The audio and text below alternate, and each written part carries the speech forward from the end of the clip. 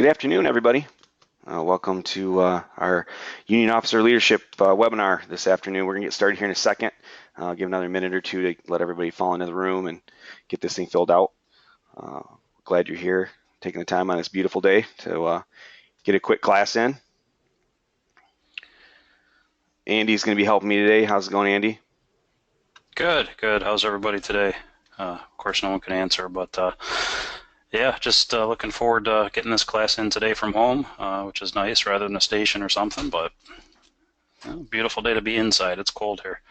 Yeah, I know it looks so nice out. If we just get those temperatures to bump up a little. It's Yeah, light at the that's end of the coming tunnel. soon enough, I think. Yeah, light at the end of the tunnel. So, and we also got Bill with us.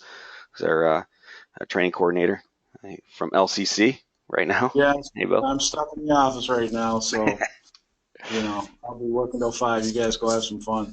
Perfect. We're glad you're here. All right. Well, it's 1 o'clock, so we're going to get this party started off. Go ahead there, Andy. Well, welcome everybody. This is our local Union Officer Leadership webinar. As we start scrolling through this here, we're going to have some introductions. Myself, Andy Hood, I'll be moderating. Member of the Education and Training Committee. I've been on there probably 6, 7 years. Currently vice chair. I also work for Harrison Township, local 1737, Macomb County. So we've got one or two Macomb County people on the list here. Served for many years, both vice president and president of my local. And again, been involved with the state union for quite some time as well. Our main presenter today is going to be Sean, and I'll turn it over to him for an introduction. Good afternoon. My name is Sean Abbey. I'm a second district vice president for the state. I've been doing that for about 10 years. I'm also an IFF service rep and a member of the Education Training Committee for quite some time. We're going to be talking about leadership today, so that's a lot of the stuff that I kind of deal with and kind of done for a while. So as a leader in the second for 10 years and then a leader in my own local for a while before that. In my own local 3174, I've been there for 25 years, and I was on the e-board and president and all that for my time when I was on the e-board before I started with the state. So I'm glad to be here, and this is a fun class. This is a good class, and I'm looking forward to it. We also have Bill with And us. also with us. Oh, yeah, we got Bill with us today. Go ahead, Bill. I'm the newly appointed Education and Training Coordinator for the MPFFU. I also run the LCC Fire Science Program. Retired from Lansing Fire after 25 years as Battalion Chief Local 421, and I still teach in the IFF Fireground Survival Program, so happy to be here. Very good. Thanks for being here with us. So we're going to get into some tips, and I'm going to let's see if we can work on killing our webcams here, so everyone can concentrate on what we have going. But we have a couple webinar tips here. If this is your first one, there's a couple things you'll see on the right-hand side of your screen. You've got a toolbar, and I'll be checking that periodically. If someone has a question, there's a spot where you can raise your hand. That'll give me an indicator here, and I'll be able to pause Sean when he gets to a point in the presentation where we can take a question, and I can turn your microphone on and we can go directly to you for your question. We're going to have a couple polls throughout the presentation today. It's going to be, they'll pop up on the screen, go ahead and answer them, and we'll get the results from everybody. And again, we do have a chat bar too we can use. It's pretty much a little better if we all raise your hand, turn your microphone on, you can ask your question that way. But everything does work.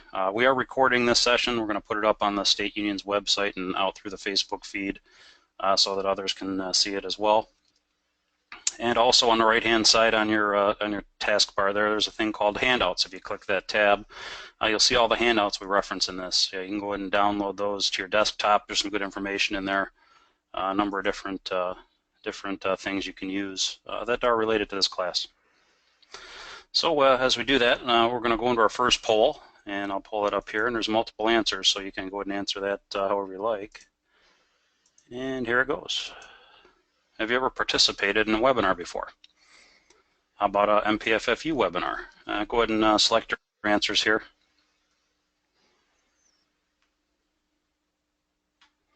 I'll give it about 30 seconds to let most people answer here.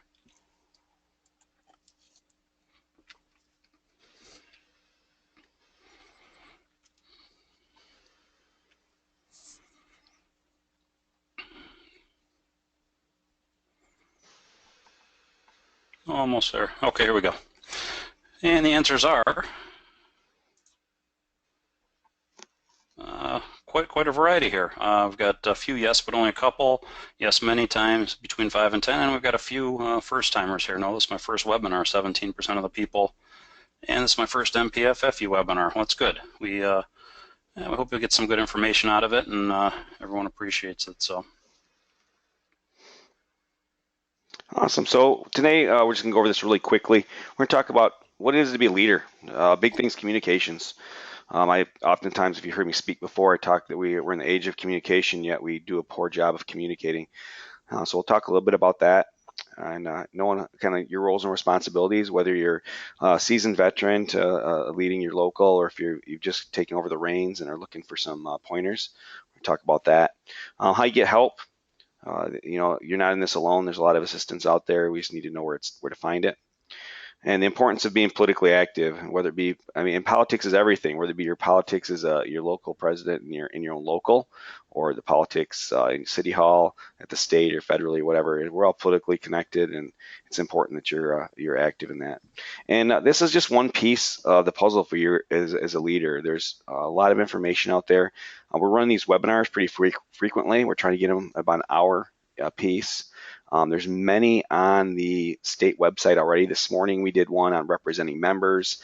We've got them on DFR, how to run a union meeting. There's lots of them on there, and we'll allude to those quite a bit through the program today, because really to be effective, you really need to get a lot of that information. So, and I'm not going to spend a lot of time today. So for example, when we're talking about union meetings, for example, I'm not going to spend a lot of time on running a union meeting.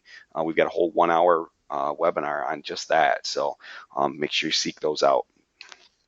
Another important thing to remember too is these things are evolving over time. So if you're watching a webinar that we put together and sent out a year ago, it could be totally different due to legislative changes or everything else that's been going on too. So it is important to keep up on the webinars as they come out, and even on the website as we post them out. So I'll go ahead and read through this here. This is a legal disclaimer we throw on the beginning of all of these. Legal counsel kind of requires us to do this. But the webinar is intended to serve only as informal guidance on the matters addressed. It should not be relied upon as legal advice. Anyone using this document or information provided in the associated training program should rely on his or her own independent judgment or, as appropriate, seek the advice of a competent professional in determining the exercise of reasonable care in any given circumstance.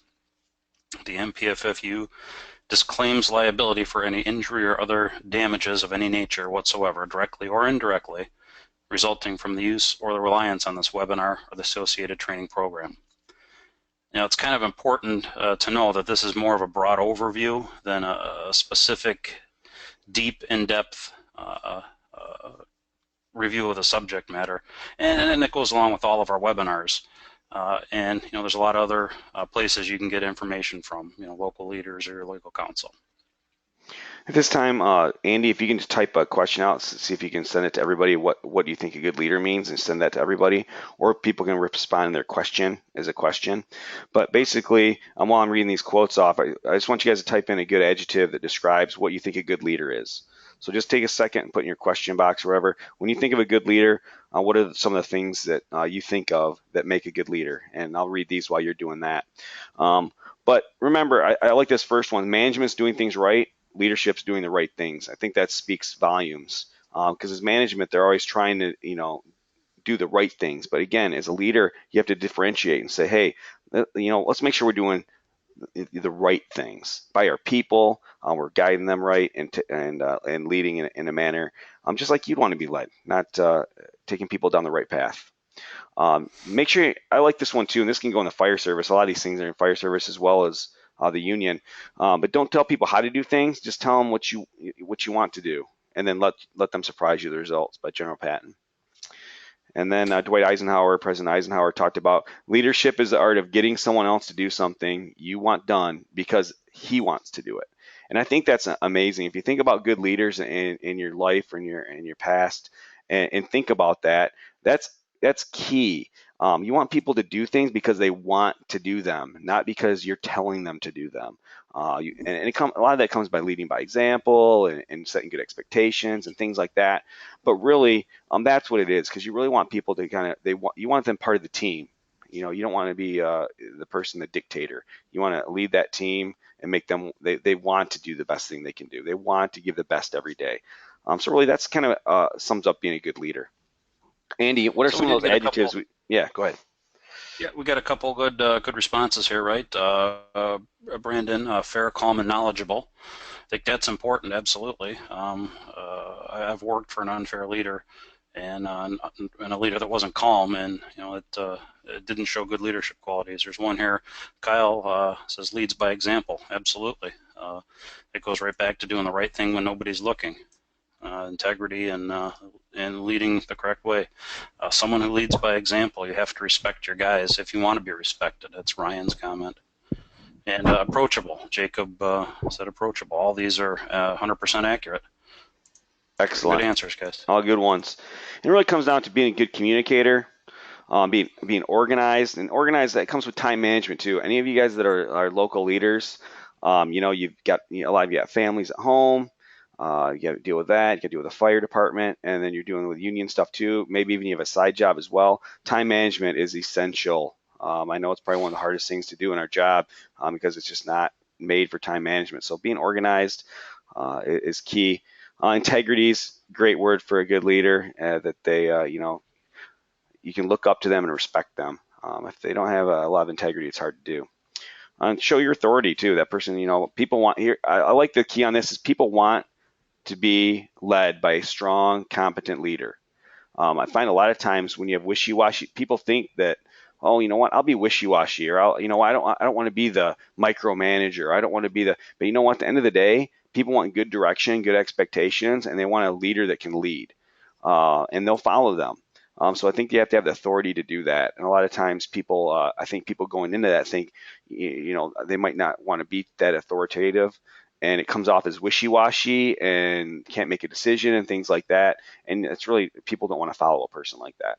And somebody talked about being experienced. That experience is a great thing, but you have to get that experience. You might need to be a brand new local president, and that'll come with time.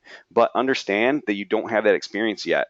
So you might need to seek out advice and information from a predecessor or other people to talk about as we go through. And obviously knowledgeable. And if you are experienced, mentor those people. We're going to talk about a quote later in the day about creating more leaders, not more followers.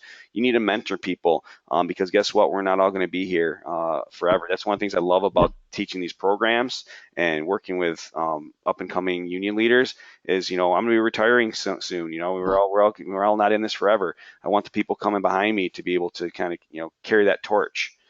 So it's really important.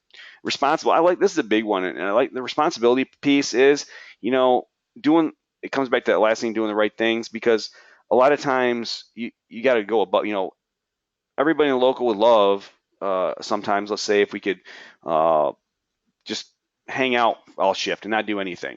Okay, you know what, we're just not going to get anything done today because, I don't feel like I'm not very busy. I've been busy. I just want to chill out. But, being responsible, saying, hey, you know what, we need to get our work done. We need to do stuff. You need to be responsible. And again, remembering that might not be the favorite opinion. You might have to go. Being responsible means that the decision you come up with or the way you go might not be the best thing to do, because the best thing to do might be not the best thing, but the more popular thing to do. But the best thing is not always the most popular. Make sure you have a vision for your local, know where you're going. We'll talk about that. And obviously ethics is a big thing. You got to be ethical. You can't make decisions here and there, and everything comes back to that gut check. Through life, whether it be in the fire service, union, whatever, it all comes back to your gut check. If you feel something's wrong or something's amiss, it probably is. And if you can't live with that, then you need to do something different about it. So use good ethics. Be a good example. You lead by example. You can't expect your whole local to show up for Fill the Boot if you never show up. You can't expect people to show up for commission meetings if you never go. So be that good example, and then always be respectful, because if you are respectful, people generally respect you back. So those are some good adjectives. Make sure you connect with others. That's a big thing. Everything you do in life is about relationship building, and that's what this talks about. You need to have good relationships with your members, your e-board, your administration chiefs, things like that, city hall, state reps, definitely. People up in Lansing. So make sure you make those connections though. If you're not reaching out to them and making those connections, you're never going to get anything done. So you really need it's about relationship building, because guess what? If you don't make those relationships, you're just the local union thug. Andy's just a local union thug from Harrison Township. Now I met with Andy and I got to know him a little bit. Oh, now Andy's my friend. He's a local firefighter. He's a good guy. He just happens to be part of the union, and that's fine. I understand that, and that's good. So give people hope. You want to make sure you're moving the bus in the right direction, and you're constantly raising the bar. If the bar keeps getting thrown down, you're not giving people hope. You need to give people hope that things are going to get better. You're doing the best you can, and we'll continue down a good path. Make sure you slow down. This is a hard one for me because you get involved with so many things. You're asked to do so much. So make sure you slow down and don't forget the little things.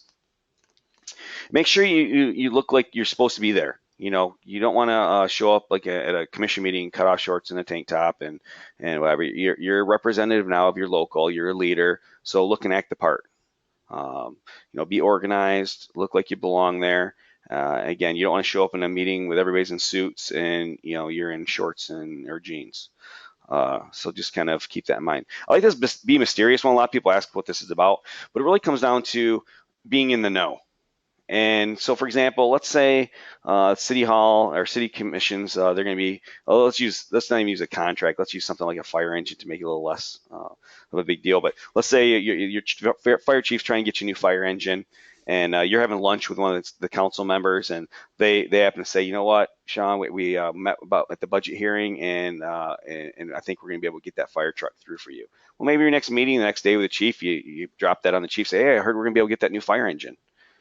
He might not even know that yet. And he definitely doesn't know why you know. And again, in the back of his mind, it's not that you know that, but it's the fact that now he knows you're connected. Now he knows, okay, if he knows about that, what else is he finding out about? So it's kind of like he's always going to kind of have in the back of his mind that you might know more than you let on. And sometimes you might not, but in his mind, you might. So ask questions and favors. A lot of times we're good at the first part. Ask questions and find out what's going on. You need to have information. And the way you get information is to ask questions, but then also ask favors. If something needs to be done, don't be afraid to ask a favor of a commissioner or a chief or something like that. Say, hey, chief, we really need this to happen. We worked with you on this particular thing, but we really need you to help us on this. So don't be afraid of that. And the biggest thing, and we talked about a lot of those words, adjectives about leadership. One of the biggest ones for me is commitment. You have to be committed. If you're not committed to something, you're not going to do a good job. You're going to do it half-hearted, and you're not going to give your all. And it can come from a lot of things. It can be from you're overcommitted, so you can't do it. A big one, and I'll use one personally for me. I love burn camp, Great Lakes Burn Camp. But with my family, I'm a BC at the fire department, so that's always got me busy in meetings in there. And the union, I'm passionate about this and being a district vice president. And I try to support my own local and do as much as I can to help them. And I was also on the board. I was actually the board president for Great Lakes Burn Camp.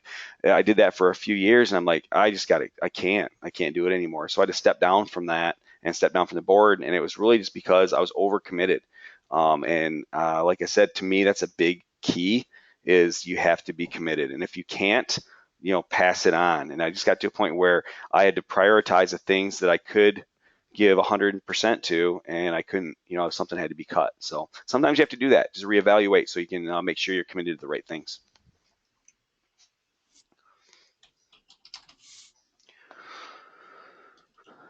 All right, I'm going to toss up another poll question here. And here we go. Does your local leadership regularly attend commission or board meetings? Yes, someone is always there most of the time, occasionally, or never. So let's go ahead and toss them in there. Give it another 15 seconds here for everyone to get our votes in.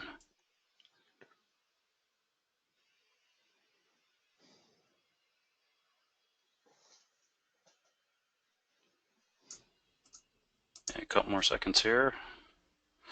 Yeah, we've got 75% of people to vote, and the answer, occasionally. Let's see.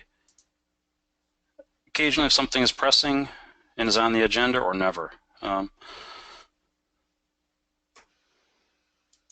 Okay. Yeah, it's kind of a really big deal. You should really try to get people to those meetings as much as possible. Again, it comes to making those relationships, and if they see you there in the crowd, if they're only seeing you when there's something there that affects you, or that you have to deal with, then you kind of just become like, okay, it's just about you. But if they start seeing your face out there just in general, and maybe nothing's going on with the fire on that agenda, but they see you out there, they know you're in it. You're in it to you're there to support the city, your municipality, and you're there to kind of find out what's going on and stay informed. And I can't tell you how many times I've been to these things. You make relationships, and then lo and behold, hey Sean, after there's a couple of us commissioners, we're going to stop by the bar afterwards and have a couple drinks. If you want to stop by with us, that'd be great. And it's like all of a sudden, boom! Now you're making those relationships and you're building those friendships, and that's what it's really about. Because again, at the end of the day, I mean, is it self-serving to a point? Yes, of course, because that's what we're here for. But it's the same on their end as well. They're going to need things from you. They want the fire department support. They want the union support. They want to be. Everyone wants that picture next to fire truck, in their campaign. So it's kind of both ways. And you know what? They're probably going back to their friends and and say, hey, I got to hang out with the union president last night, and you're going back saying, hey, I got to hang out with our commissioners last night. So it's a win-win. And at the end of the day, it makes things better for you and your members. So make sure you're trying to get people there. Make sure we're attending all your board meetings, meetings with administration. I went to a conference one time, and it was a IFF IFC labor relations summit basically, and it was about basically trying to get your chiefs and your union presidents to work together better. And one of the things that came out of that for me was my chief and I decided that once a month we would schedule a meeting or a lunch, no matter what. So at the beginning of the year, we'd go through the year and schedule a day where we would meet, go to lunch, whatever, and have nothing on no agenda, nothing, just to talk. And that was amazing. Once we started getting that routine, how many rumors and heartache things that we just got taken care of just by the fact that we were meeting and talking. And it had nothing to do with anything crazy, and we would just get rid of a lot of junk that might have been something if it would have festered with either one of us. Your elected officials, again, even if you're, obviously those meetings are important, but you know what? Find in your budget once a month, take one of your elected officials out to lunch. Invite them to the state, and if you can't do that, invite them to the station to have coffee, or just see what you do. That's really important. And your local elected officials, because of term limits the way they are, will be in Lansing tomorrow. So it's good that you have those relationships built. And to piggyback on that, do the same with your state reps. Your state reps and senators all have office hours close by. They all want to see you. They want to talk to you. So reach out to them, stop by, get them to come into your firehouse, meet with them for lunch. Any of those type of things are very effective and are very helpful. Because here's the thing: when problems strike, isn't the time to learn who your rep is. When problems strike, isn't the time to decide to meet your commissioners for this first time. That should already be done. When problems strike, you want to call them and say, "Hey, Jim," because that commissioner refuses for you to call him Commissioner Smith. And yeah, hey Jim, we got this thing coming up. They're talking about laying off a couple firefighters and closing the house. Yep, I heard about that. And well, I just need your support on that. And yeah, you know what, Sean, that's exactly right. There's no way I want to close a firehouse. But versus, who is this, Sean? Who are you? That's not when you want to make that connection. And then the public and media too. Reach out. We probably do a pretty poor job as this as a union, as a group, but with the public, reach out to your public, not just during elections either. It's funny because we in our local, we did some reaching out with a millage, and did some like lunches and things like that for some senior areas, and that went over really well. And we've actually talked about doing them just because. Not because there's an election, but just having another potluck or whatever, and inviting them in because they liked it all so much. So make sure we're engaging with the public and the media, and we'll talk about that as we go forward. The media part can't be overstressed. We've had a pretty good relationship with the media in Macomb County. There's a local newspaper, Macomb Daily, and one of the reporters years ago, we'd never talked to him, so he'd always write negative things about us. Well, as union president years ago, I started to develop a relationship with him. He'd call me, I'd talk to him, and so on and so forth. And it got to the point where city management started, or township management started to ignore his requests. So whenever there was information or he needed something, he'd actually even call me. It came to be a time and place where the fire chief's contract was up for renewal and our local was opposed to it. He called me immediately, didn't even bother calling the fire chief, and printed favorable comments on our end in the newspaper. And Nice. it was all a part of just building that relationship. Nice. Yeah, and anytime you can do anything like a fire ops or anything like that with the media is awesome. This next slide really is just a PR 101. Make sure when you're doing any written documents or press releases or anything like that, even Twitter, people are putting out tweets now with their locals. You can always seek assistance. The IFF and the MPFFU have PR experts that can help you with messaging. You also have access, and we talked about in the last seminar this morning or the last webinar about how the IFF is probably one of the most underutilized resources that you already pay for. There's that E18 media there that they can make professional looking, whether you want a PSA or you want a billboard. I had the PR department there do a billboard for us. We had a local rep that did billboards, and he had it open for like 2 months. He said, hey, I'd be happy to throw a positive fire meeting. Well, we contact the IFF and they got a billboard put together for us. So, there's so much stuff there. Always make sure you edit and check those things. If you're going on TV, here's a couple things. And again, we can do a whole class on this. Appearance matters. People are going to turn you on or turn you off in the first seconds. So make sure you speak clear and concise and know your message and stay on message, because their goal is to get you off message. So if your message is that we want to keep the fire station on Eastern Avenue open, everything you say should revolve around that. So if they ask you, so Sean, what do you think about these budget cuts? Well, we're really hoping that they keep the Eastern Avenue fire station open. It's crucial to that area. Yeah, but what do you think about them? They're going to have to close those parks over there to do that. That's sad they're closing the parks, but really it comes down to the public safety and having the Eastern Avenue fire station open, because if they close that station, we're going to lose service to this whole area, and it includes those parks. So everything you say needs to kind of go back to that message, because guess what? You're going to interview for, try to keep it short for one thing. That's the best thing, really good advice. But they're going to take that 2 minutes, 3 minutes, 5 minutes of interview, and you're going to get 15 seconds if you're lucky. So as long as you've got that message in there a lot, hopefully that'll get out.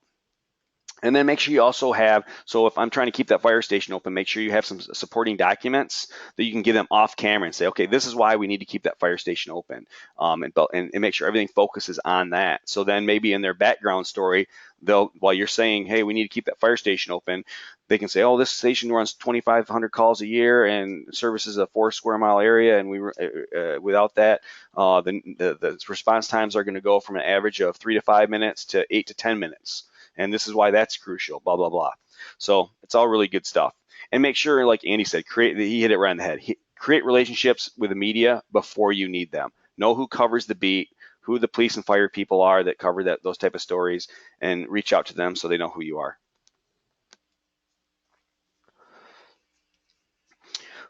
This is probably a really good thing nowadays, be an active listener. One thing that really drives me crazy is when you're talking with people or having conversations or whatever, and I try to not do it myself, and they're looking at their phone, they're getting a text or they're getting whatever, like I said, we're almost over communicated with.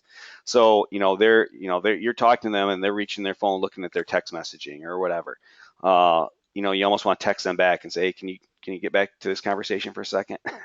So try to be an active listener. When you're listening, that's part of communication. A lot of people think the talking part's the most important part, but obviously the listening part is, because you need to be heard. Make sure you limit those distractions when you're listening. So if you know your phone is a distraction and you're at negotiations, don't have the phone sitting on the table in front of you. Put it in your briefcase or put it out of sight so it's not even a distraction. And be patient with people. I tend to talk fast, as you can kind of understand here as we're going through this program. But be patient. A lot of times it's one thing for me. I'll be like, yeah, let's go. I mean, be patient. Let them say what they want to say, and understand what they're trying to say. A normal part of our communication process is as we're listening to something, we're trying to formulate our opinion and what our response.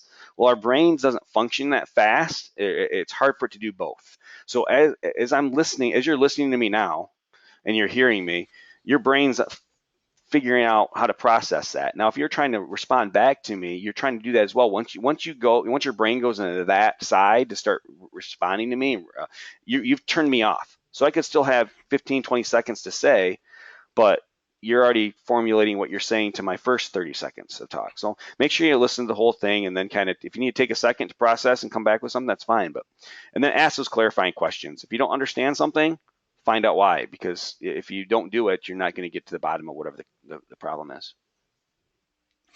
A couple things that my wife tells me, and she deals with this type of stuff as well in her professional career, but people tend to listen to respond rather than listen to understand. So if you can, as you're talking to people, keep that in the back of your mind. Hey, how am I listening to this person? Am I listening so that I can respond to them, or am I listening to try to understand what they're saying?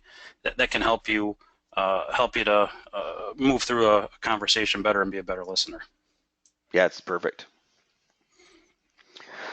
Your nonverbal communication speaks tons. I was just in negotiations recently, and the chief on their side was constantly just throwing his hands up and just like almost cartoonish the way he was responding, because it was like over the top with everything. So nonverbal communication is so key. A big thing with that is to be organized. That's going to show that you got your stuff together. If you look like you're a mess, you might be. And being on time, I like being on time. The other side tends to not. I think they try to posture a little too much for that. But posturing's stupid. Just be on time. Be respectful.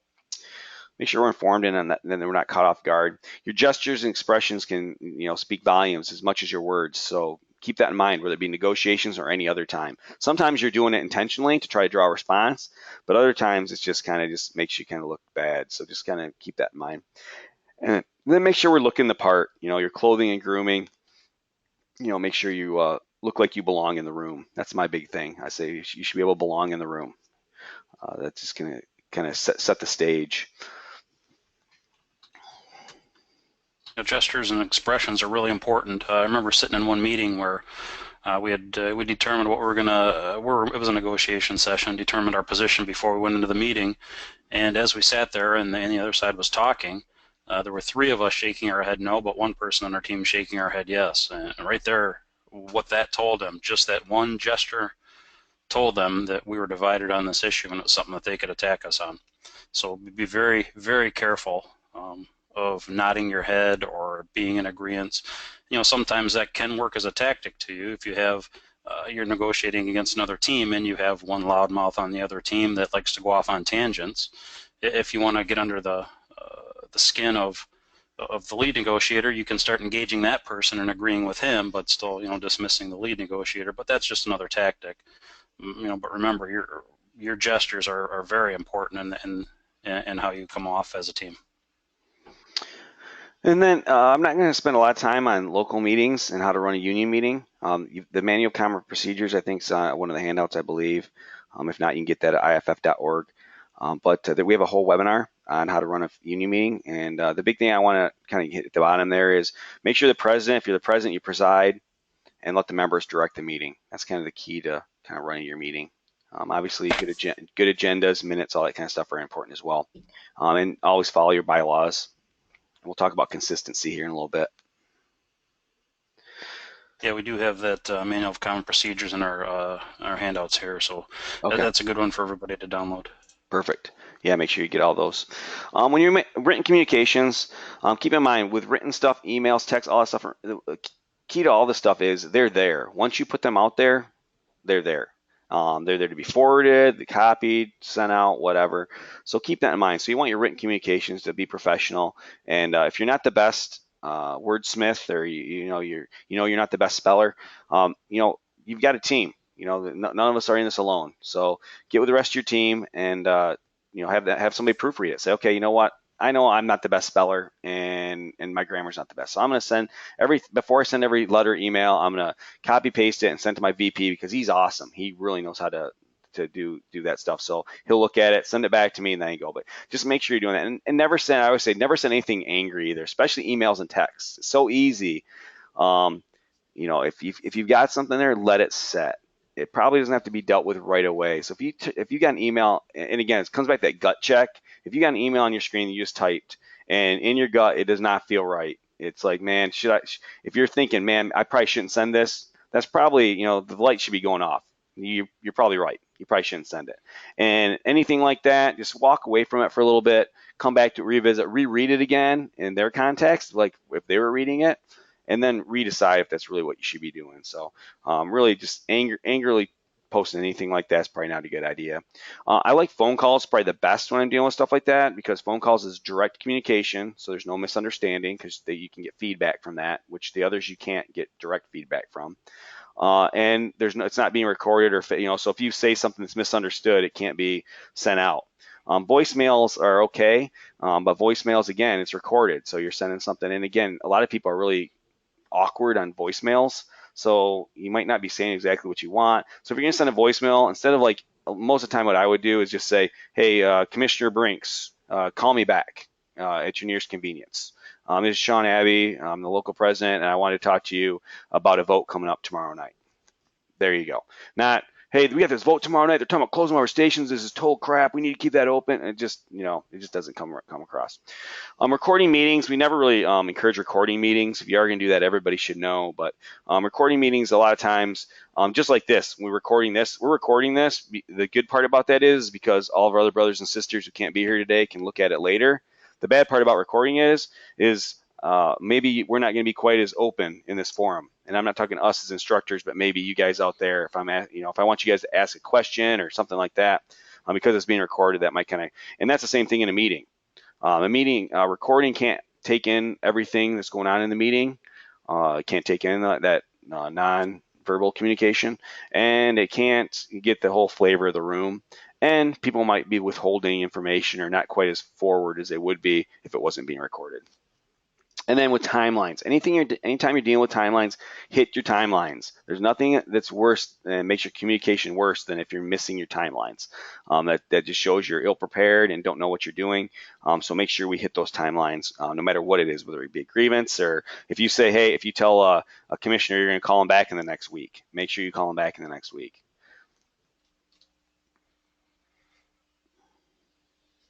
Go ahead, Andy. I'll let you take that one. Okay, so here's some communication methods that both state and the international use to get out to our membership that are underutilized as well, mpffu.org. If we go on that website, there's login information for everybody to get secure access. We get all our legislative alerts. We get all the news that we can find. A lot of these are webinars that we've recorded are posted up on there. And also arbitration awards. If you have a grievance or a 312 arbitration you're dealing with and you want some more information, see if anyone's been through it, you can search through the database there and find those things. The MPFFU magazine, Michigan Professional Firefighter. IAFF puts out a magazine, the IAFF IAFF.org website, and they also have the Frontline app, which is a great tool. A lot of the handouts we have here are available on both of those sites as well. Obviously, login information is required for them as well. Everybody should be registered there and have your email registered because both the international and the state get out emails quite frequently. And tons of email updates comes. Some of them are extremely short notice things. Hey, we've got this issue that arose in Lansing. We need people here in 2 days. So having your email registered with the state and the international are both very advantageous and good things. I'm going to fly through a couple of these so you can kind of get caught up. This is the first time we've done this in the hour format, so we're trying to make sure we keep you guys in here for an hour. But make sure social media stuff, computers have policies, make sure that's all done. Make sure people are using their own personal stuff, not work stuff. That can all be tracked nowadays, so it's just important. I even hate talking about it nowadays. It's like so funny that it's 2017 and there's still, I just read an article, Wisconsin or Minnesota, I can't remember, but a firefighter just got fired for inappropriate use of a computer. It's just crazy. So make sure we're not doing that stuff. And the do's and don'ts of social media, there's stuff on our website. There's a bunch of different things on there on the mpffu.org. But again, make sure guys are just smart about it. Because here's at the end of the day, you can do pretty much anything on there and be okay because they've, legal's kind of held it as the water cooler of today is Facebook and social media. So instead of meeting at the water cooler, you're meeting on Facebook. But it's about being smart. All right, so guys aren't posting stuff on there about how they just worked 48 hours and didn't turn a wheel and got to binge watch the entire emergency series. Or hey, we had this great fire yesterday and with pictures and the person whose house that is probably doesn't think that's a great fire. So just kind of keep in mind of your audience when you're sending stuff out, because again, you might be thinking one audience is viewing that, but it can be shared, liked, everything like that, and other people are going to see it. So just keep that in mind. And like I said, I want to keep going here. So just look at this real quick, kind of nice between a boss and a leader. Some of the things I like that, a boss says I, where a leader says we. A boss, uses people, where a leader develops them. And so there's a lot of good ones there. Boss takes credit where a leader gives credit. I always like to, I don't know if it's on there or not, but I think a boss always takes credit when things go well and blames their employees when things go poorly. And really, I think it should be the other way. I think a good leader gives credit when things go well and takes the blame when things go poorly. And I think that's really a kind of key to being a good leader. And the other thing about leading, all you guys out there, you guys have a lot of experience, and so just take the good stuff and get rid of the bad. The Opens Meeting Act, I'm going to hit on really quick. That asterisk on there indicates it's in your handouts. But just keep in mind that there is an Opens Meeting Act in this state. There is a law for them to follow, and they need to follow it. So know what that is. Most of your meetings with either your council or their subcommittees or anything like that need to have agendas. They need to be posted in a timely manner. They need to know where they're at, what's going to be talked about. It needs to be an agenda, and it needs to be on up and up. So they should be doing that. If they're not, then you need to take action. And I don't want to go into this too in depth because we have a lot of stuff to get through. But you can also receive emails. A lot of times, your clerk or your one of your people in City Hall will be sending out blasts with emails with the packet for the week that's got all the information that's going to be talked about. Get in on that email. Say, hey, I want to get the email that the council gets, so I know what's going to be on the agenda. A lot of times they'll put you on that.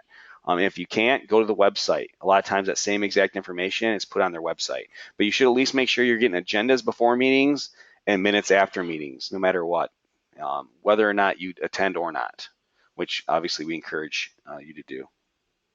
Closed session is usually reserved for anything controversial, votes, things like that could be on like employees, legal things, land acquisition. There's stuff like that, and those are all in there as well. Okay, so anyone got any questions now? You can either throw up a question on your question screen or raise your hand. I can turn your microphone on for you. A couple of seconds here. All right, it doesn't look like anyone, so we'll jump right into our next poll. Let me pull that up. There we go. Do you think it is important to have a vision and a plan on how to achieve that vision?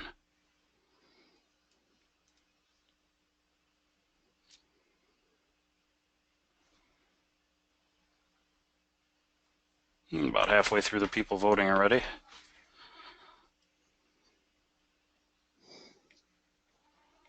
Another 10 seconds or so.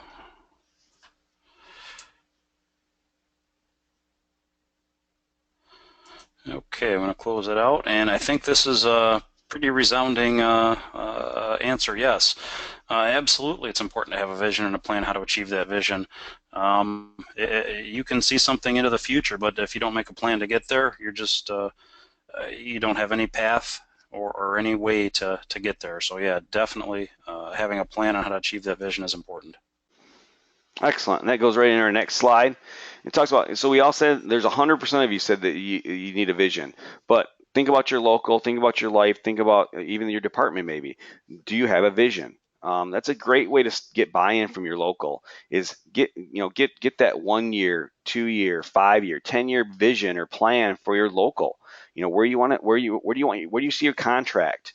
Where do you see your leaders? Do we need to, do we have 5 seasoned, veteran, local leaders that are going to be retiring the next 2 or 3 years, and we have like 1 or 2 people that know what's going on. Well, maybe part of that vision is, hey, we need to get them educated. We need to send them some classes and have them spend some time with those other people before they leave, because otherwise we're going to lose all of our institutional knowledge of this local and have nothing to fall back on. So make sure you do that. It creates buy-in with your local. Get those goals done, short and long term, and how you're going to achieve those things. And then make sure you give direction. Use that plan, if you will, to give direction, to delegate how things are going to go, which is also going to foster that buy-in. And then as you're going through it, evaluate it. Say, hey, we decided as a group we need to get more educated, but we're a year in and we have sent no one to any classes, or no one's been able to attend any class. We need to do a better job. So are we getting closer to our vision? And then as things change, maybe you just hired two new guys, and they had 10 years on another local, and one of them was the president, one of them was a secretary. Oh man, hey, that's great. Now we got some guys with a little experience. Hey, I know you're new to our local, but hey, it'd be great if you can kind of help us out as you get through your career. And then make sure you have a personal vision as well. What do you want to do? Where do you see yourself at going forward? All good stuff. And that's one thing. I was at an IFF class one time. That's one thing they really harped on as far as something we probably don't do a good enough job with. So remember, as a leader, if you're the local president, you're the CEO of the local. You need to be knowledgeable. You need to be able to interpret your bylaws and your CBA. If you do not have those readily available and kind of know what those say, you probably need to do a better job with that. Spend some time with both of those. You might have to enter new agreements. You can defend or represent members in the local. You might have to sit on a trial board. And then fiscally, you need to know what's going on. You need to know what money's coming in, what money's going out, and work on budgeting. I think we'll talk about that in a minute. There's an IFF document on roles you can get at the IFF.org, and it talks about roles and responsibilities of everyone in your e-board. You can also see that, and I think in the manual comment procedures, but they're both really good because it's a great way to show exactly what you should be doing. You need to represent your local. You've taken on the reins. You're a leader in your local. Now you need to be out. You need to be out there. You can't just be can't expect to be a leader and then not represent your local. And that means conventions, whether it be the state convention. Next one's in May of 2018 in Bay City. The IFF convention is a great place to go to get some experience and meet some more firefighters and IFF members from across the country. And that's in August of 2018 in Seattle. A lot of people in your local might be apprehensive to send people to those things, but I'll tell you what, they're well worth the price of admission. If your local can swing it, it's a great thing to do. And I hear a lot of times from people, our local's not, we don't have enough money to do that, or we don't, even see if you can maybe try to get with another local and maybe you can tag team some, get a ride share if it's close enough to where you can drive, like Bay City. You can, say, hey, we're in carpool down there, or maybe share a room. If you're going to Seattle, say, hey, it's expensive for a week. Maybe we can share a room, or whatever you can do to try to make it more cost effective for your group. But try to be there. District meetings are obviously important. You need to be there.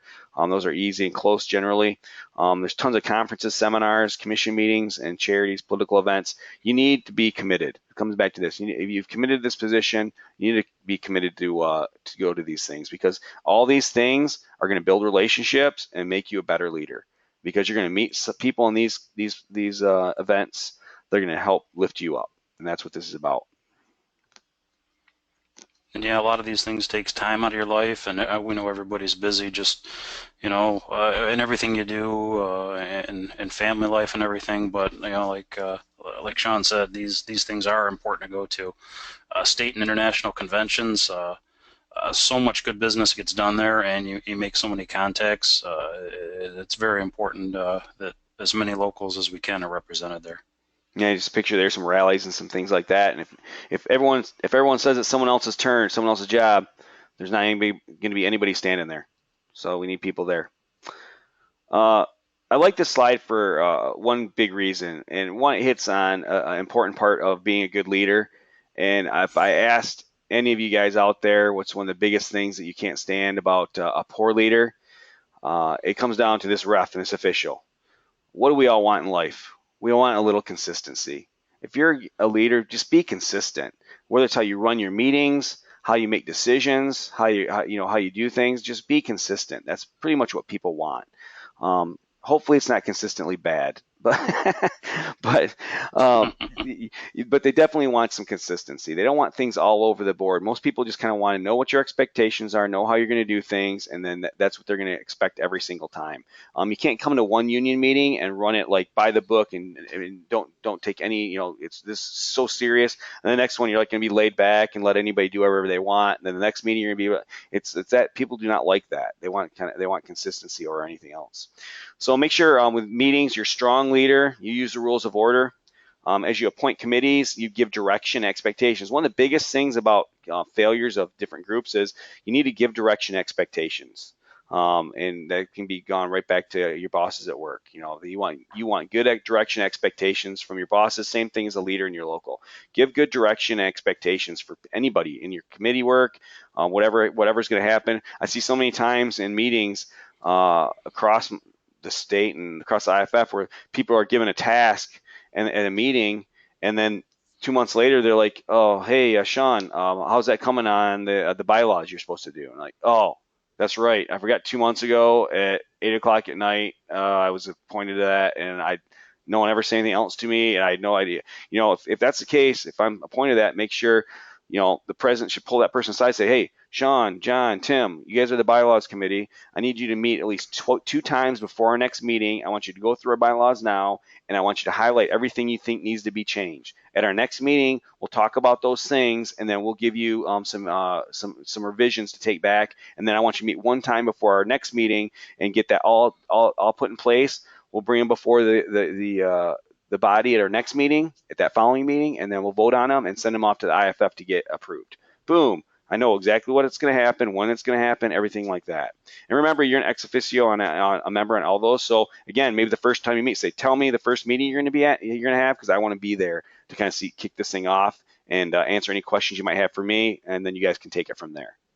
So just keep that in mind. Given directions and expectations to your committees is critically important, right? You can establish a committee for charity, and you have a charity committee, and you have a vision in your mind of what this charity committee is going to do, but if you don't give them the direction on what you expect out of the committee, they might go off in a totally different direction and come back with something totally way out of base of where you want the committee to focus their attention. My local, we even went so far as to a number of standing committees developed a binder. Like our elections committee, we have a binder for them. It goes in there. There's our election procedure in there, how to draft a ballot, what a ballot looks like, how to handle it, and the entire process. So when someone conducts an election, it's not just random or arbitrary. They've got a written set standard. They take the binder and here's everything you need to know. And the election committee and all our committees run so much smoother when they're given clear direction, and that's one way to help maintain consistency too. Perfect. That's a great example, Andy. So delegate responsibility, your e-board, your stewards. There's workshops for that, your trustees, your membership. Delegate stuff. You can't do everything on your own. That's a big thing with the time management. A lot of leaders fail because they just try to take on too much themselves and don't delegate it enough work. So make sure you're delegating that work out and get that stuff done. Send your members to member orientation. There's now a $50 incentive to send your members to that. That helps foster better members because they're going to be educated, and we're going to encourage them to participate in your local. So that's all going to make things a lot easier for you. We're going to kind of fly through some of this stuff because I want to make sure we're done. And any questions on roles and responsibilities? You got anything up there? Let's see. I've got no hands up. Anyone's got a question, they can pop it out too, but I don't see any questions. Okay. All right, we're good to go. All right. Make sure you know your Constitution and bylaws, your local. You have to understand and interpret those. You need to update them regularly. You make sure when you do update them, get them approved by IFF General Counsel, and and General President will approve those as well. And make sure you have copies available. A lot of people do this stuff, and there's locals that haven't seen their bylaws in 20 years. Those things should be at your stations. Every member should have a copy. Everybody should know where they're at. And again, also have the MPFFU and IFF bylaws as well. You can get them all digitally. I know, like in our local, they have zip drives, and they just download them on all three on zip drives. So you've got all those. But make sure you know what they say, where they are, and all your members have them. Your CBA, we're going to fly through some of this, guys, because we're getting close to 8 minutes. I want to get you guys done. The CBA, you need to know your CBA. Crucial. I was just in a meeting recently, one of our command staff meetings, and they one of the people in the meeting was misinterpreting part of the contract at the top of their head. It had to do with how sick time was used. And I was like, no, that's not what it says. It says this. Well, he went in and read one particular portion that didn't agree with what he said, but like 2 or 3 bullets down, it said, but in this case, we do this. Well, so I'm like, well, yeah, but you have to look down 3 points down. It says what I'm saying. Oh, okay. If I didn't know that, a good leader knows that stuff's there. I would, if I didn't know that in that meeting, I would have been like, oh, yep, he's right. And he would have shown me. He would show me that one spot, and I'd be like, oh, yeah, he's definitely right. But I knew down 3 bullets down, it contradicted that a little or said something else. So it's important to know that. You need to interpret and you have to negotiate. Negotiations are ongoing. If you're in negotiations, you're doing it. If you're not in negotiations currently, you should be preparing for negotiations, because everything that you do it revolves around getting prepared for the next negotiation session. So make sure you're always preparing. And anything that comes up, a grievance or a question or something like that, that should all be put someplace, written down to put in prep for the next negotiations.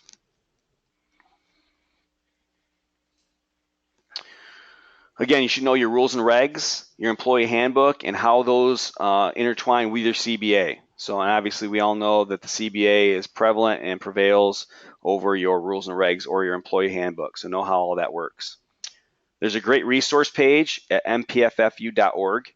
It's got all of these documents in there for you. So you can just click on that and get all those things there. These are all things that you should know about, including PARA, which is important. That gives us our labor rights as public employees. Public Act 312s are binding arbitration. That's crucial. And then a bunch of other ones there as well that are very important. So keep that in mind. Those are all there. Questions? Question 4. Let's get this poll going. So we have about 5 minutes left. Not seeing any questions, so I'll throw up the poll. Okay. Here we go. Who is ultimately responsible for the finances of the local? That's a good question.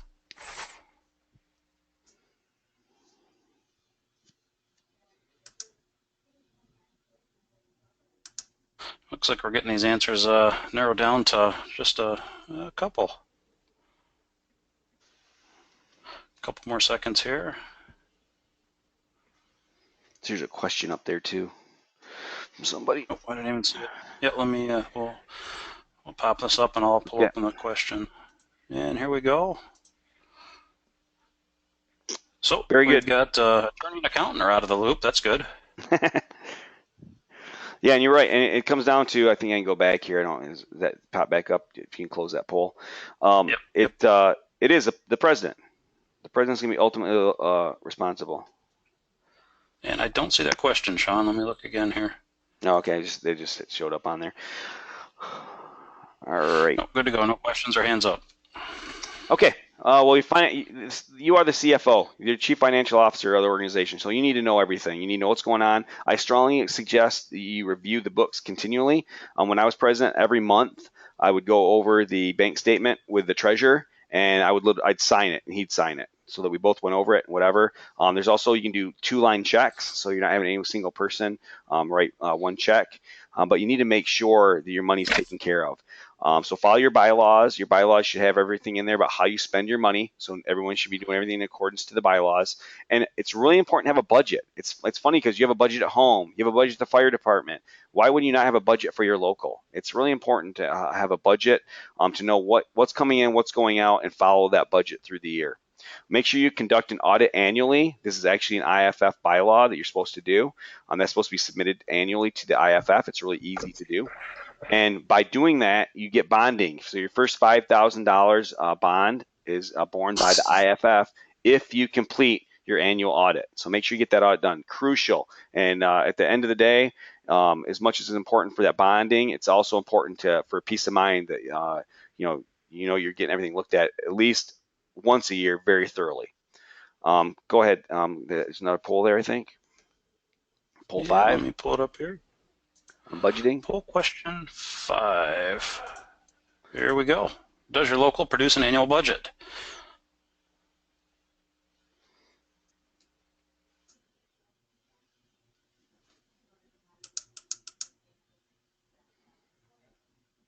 just do this one quick, Andy, so we can get going here. Okay. Yeah, we got 75% of the people already, so and quite a few don't. Half and half.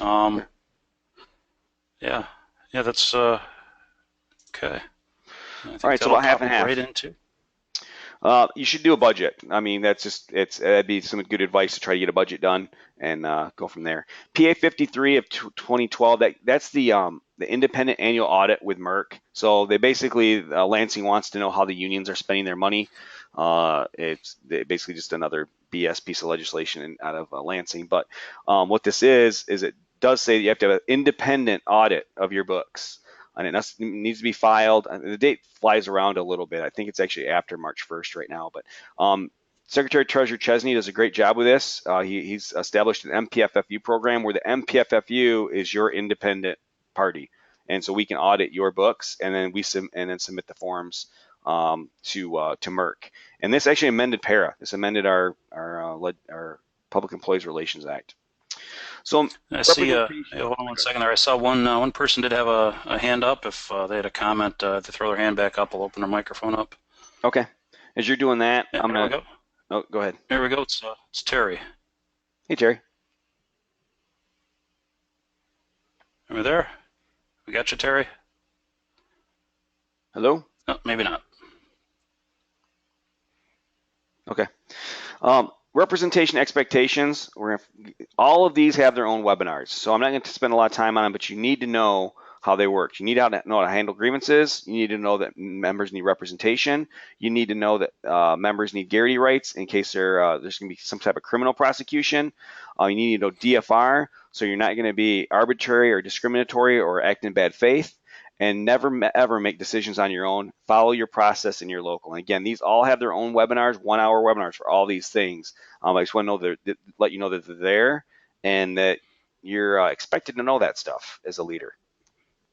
A few of those are up on the state union's website or on the Facebook members only page as well. You can take a look at. Perfect. We're almost done, so we're gonna finish up with how to get assistance, local resources, experience. You got a lot of people right in your own local that can help you out, whether it be experienced union members, past board members, members with other skills. Maybe it's a CPA. I've got one local, they've got a CPA that's their treasurer. Awesome. Know how to get that, where that's at. Know where your records and resources are for your local. At the state, there's your district VPs. There's our president right there, President Doherty. There's a useful link document that you can download, so you can see that in your handouts there. That's got all the contact, emails and phones for all the people that you might need to get in touch with. So you've got your office resources, which is President Doherty, Secretary Treasurer Chesney, Michelle Chesney in the office, and there's tons of online resources as well at mpffu.org. So there's lots of stuff out there to help you. At the IFF, we have our very own 8th District Vice President, Mark Sanders, is there as well. His information is also on that useful links thing. You have your service representatives like me that can come out and help your local. And then you can call the office. The office has got, like I said, the most underutilized resource that we already pay for. There's the main number. You've got a PR department. You get a municipal financial analysis, a GIS. There's a great communications department led by Mark Treglio. Education, information, Guardian, tons of stuff. They can help you if your department's doing a SAFER grant. They can help you get that through. I think they're in the high 90 percentile to get their SAFER grants through. They do a really good job, and obviously politically they do a great job as well. So there's lots of help and resources out there for you. Locally, your own attorney on Michigan.gov. You can actually look at Merck and go into the Merck website there. You can see it there at Lara and look at cases, documents, links. So there's lots of places to get help. So sorry we kind of flew through the end there to get this thing done. We're trying to keep these things to an hour because we know you guys' time's valuable. This is the first leadership one we've done in the webinar format, so we're kind of seeing how these go. But be involved. There's tons of places to be involved and get your members involved as well. Politics. Make sure you foster those relationships. I don't want to hit that last bullet point. We kind of already hit politics quite a bit, but local office hours. All of your state reps and senators have local office hours. If you need to talk to them, you don't have to drive to Lansing. Find out when their local office hours are and talk to them there. Better yet, invite them to your station. They'll definitely like that, because here, those bullets under PAC, they want contributions, they want endorsements, they want our name, they want physical support, putting up signs and going door to door, and obviously they want our money support, which obviously you can. We're always looking for donations to PAC. At the end of the day, it's about being a good leader, and I did allude to it a little bit, and I said you've all had leaders in your life, whether it be work leaders, union leaders, leaders through school or anything like that growing up. A leader leads by example, whether he intends to or not. And that's kind of key. You want to be, in your mind, you've got good examples and bad examples just through life experience. So pull on those, emulate the ones you liked, and don't do some of the things that you didn't like. And again, that'll really help you out. And Ralph Nader talked about producing more leaders, not more followers. I like that a lot, and I think so many people are worried about power or leadership and things like that. They try to there's those leaders that try to crave power and hold it all themselves. They're going to hold all the cards and hold all the information because they don't want anybody else to get it. That's a horrible leader. That's a horrible position to be on. You want to empower people, and by empowering people, you're going to create more leaders, and that's what we want. We don't need a bunch of followers around here. We need more leaders. If your actions inspire others to dream more, learn more, and do more, and become more, you're a leader. And that's what I hope you guys aspire to. All right, in conclusion, I know there's a lot of stuff on here today. We talked about in an hour. We filled this hour up pretty good. I hope you guys enjoyed it and got some tips. I said, at any class you go to, I hope you picked up a couple things. But continue your education. We got conferences and seminars. May 22nd and 23rd in Novi, we're going to have a union administration seminar. One day is going to be IFF PEP classes, and the other is going to be MPFFU type classes right here in the state. There's books, online resources, tons of union support, the handouts that you've got here, and those webinars. Check all that stuff out. It can only make you better. That's what it's about. Any final questions? And we have one final poll as well, Andy, if you want to take care of that. Yeah, get out of here. Pull that poll up right now. Basically, I just want to know if you feel this webinar is giving you the tools to be a more effective leader in your local. In an hour's time, I know we covered a lot of stuff, but just this helps us kind of gauge if we're kind of hitting what we need to hit in these quick 1 hour webinars. And then also at the end, there'll be a survey that pops up once we close this thing out, so it'll take a couple seconds to answer that as well. Yes. All right, another couple seconds here, make sure everyone's got a chance to vote, and we'll close it out. And definitely, and I picked up a few things. Very good. Excellent. Good. Glad that can help. That's why we're here. And I like that too. There's no no's, so that's good. At least everybody picked up something. Hey, I don't want to waste anyone's time. So we really thank you guys for attending today. It's great we can bring these to you on behalf of MPFFU and the MPFFU Education Training Committee. Thank Bill Pollock. He's been on here. He's our training coordinator, so thank him as well for supporting us in this. There are, like Andy said, there's going to be an evaluation popping up as soon as we close. So please complete those. That's how we get, the information and feedback to make these things better. And our information. I'm looking here, Sean, and I don't see any other questions or hands up or anything like that. So there you go. Okay. And then our emails are on there, so feel free to shoot us an email if you have anything you wanted to talk about that we did not cover. And otherwise, we are glad you're here, and I hope you have a great day. Thank you very much. Yeah, thank you everyone for attending.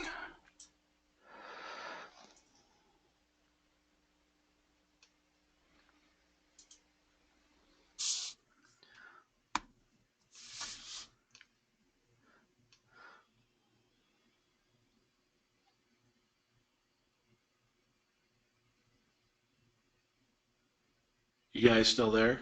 Yep, I am. I'm in the process of pausing that. Okay.